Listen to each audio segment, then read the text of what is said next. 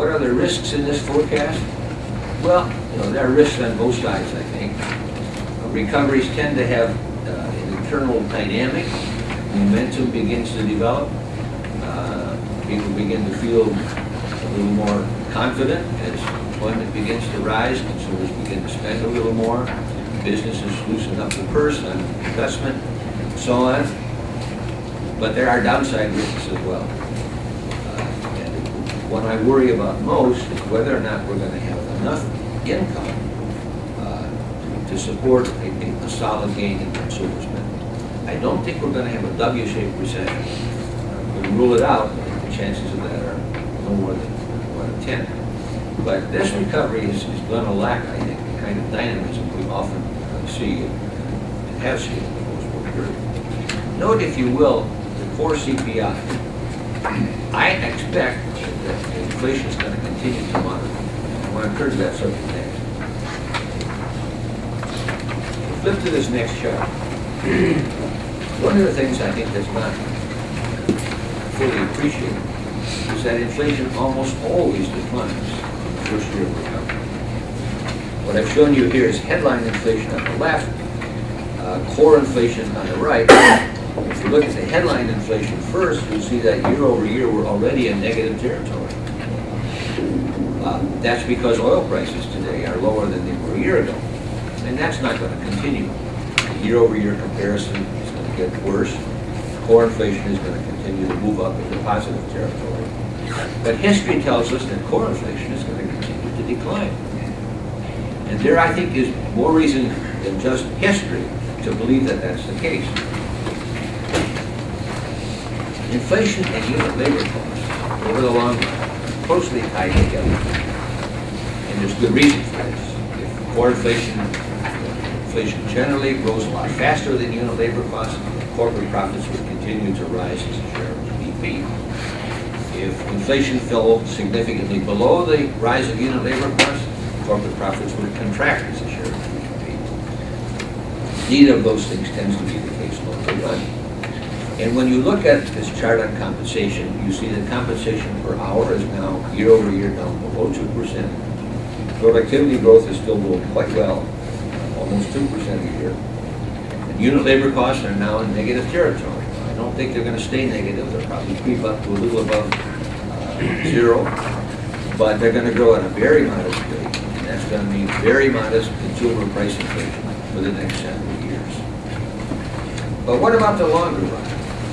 Now, we've done, government has done, Treasury and the Federal Reserve, some dramatic things to try to keep our economy from going over the edge of the precipice into the abyss. The Fed has dramatically increased its balance sheet. We've got an enormous federal budget deficit. And these are clearly creating potential problems for us for the future. We did this very deliberately because we had to. Had we not done these things, instead of looking at an economy that's now bottoming out, we would be looking at an economy that's still plunging headlong in a downward direction. Which is the most important of these two? Well, they both are, really. First, I want to say that big budget deficits don't necessarily cause inflation. They only cause inflation if the Federal Reserve monetizes the deficit. The Fed has told us in no uncertain terms they're not going to do that. If you don't monetize the deficit, and deficits continue to be very large, what you have is high real interest rates. And high real interest rates are bad for housing, they're bad for business investment, therefore they're bad for productivity, and they're bad for long-term economic growth. And I think it would be a mistake for the administration to start right now reducing the deficit while the economy is still pretty weak, still in need of nourishment. But I think it's very important for the Obama administration to lay out relatively soon a concrete plan for bringing deficits down longer run. If they don't, it's going to be a problem for financial markets. Financial markets are going to begin to wonder if the administration has the courage and the will to do what's necessary for a well-functioning economy. But to avoid inflation, what we've got to see at the Federal Reserve is a shrinkage of the balance sheet and a rise of interest rates from today's extraordinary levels. That doesn't have to start right away. Indeed, my guess would be that the Federal Reserve will probably not start raising interest rates until perhaps the first part of 2011. But eventually it has to be done as our economy gets back towards full employment. You might note that the size of the balance sheet has begun to come down a bit already. It hit its peak in December of last year at about 2.2 trillion. It's down to about 2 trillion now. And that shrinkage has occurred despite the fact that the Fed has required order of magnitude $900 billion worth of long-term treasuries, mortgage-backed securities, and debts of Fannie and Freddie. That means that other assets have gone down. That decline in other assets is a consequence of the fact that we've had better functioning of financial markets. We've had declines, for example, in central bank swaps.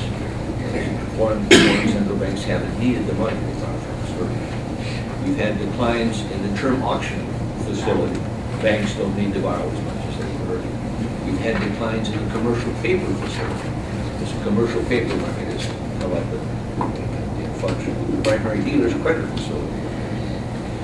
And if you look at this bank reserves chart, if the asset side of the balance sheet goes up, the liability side has to go up too.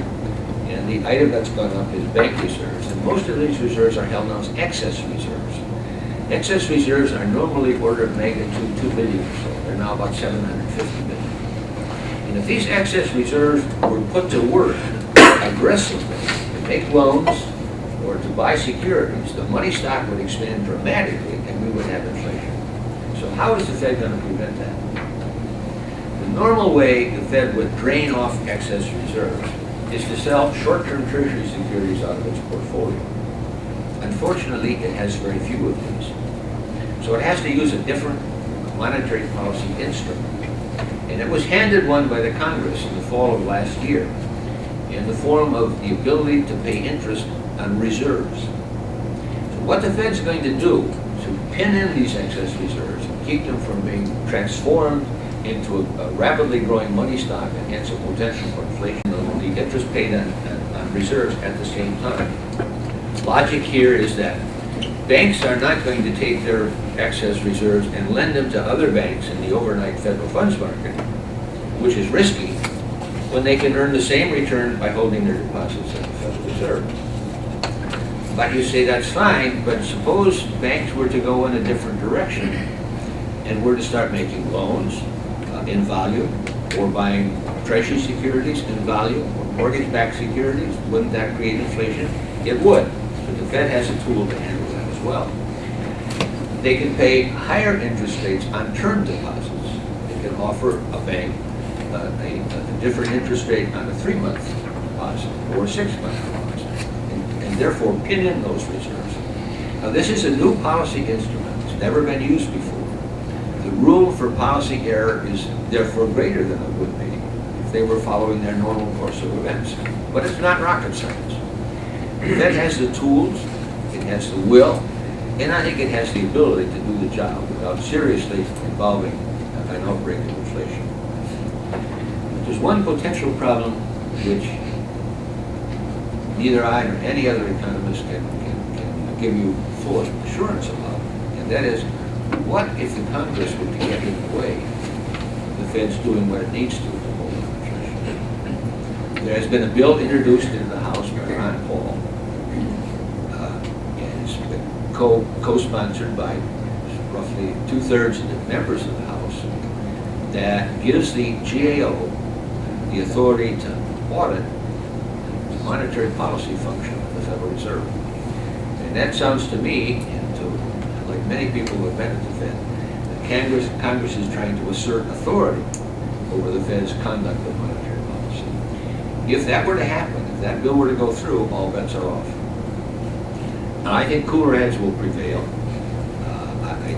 Ron Paul has very strange ideas about what central banks ought to be doing. And I think eventually the Congress will wake up to that fact, and particularly in the Senate, that common sense will rule. But it's one possibility that I'm concerned with, and I think you should be too. Let me stop there and see if there are questions.